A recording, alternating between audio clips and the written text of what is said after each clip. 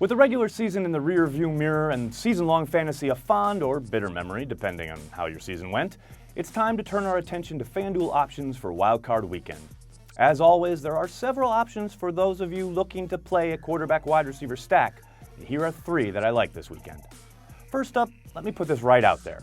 I am not playing Ben Roethlisberger or any of his receivers this weekend.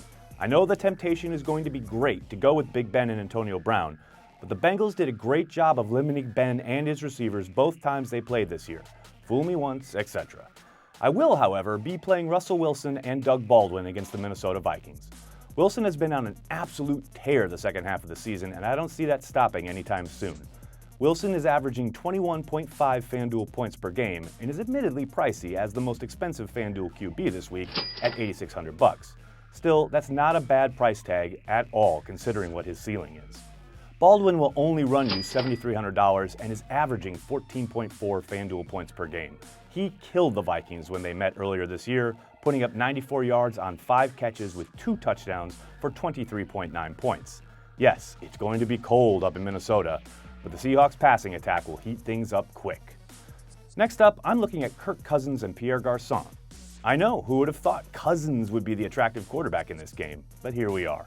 And it isn't really close. Cousins has outplayed Rodgers the entire second half of the 2015 season, and that should continue on Sunday.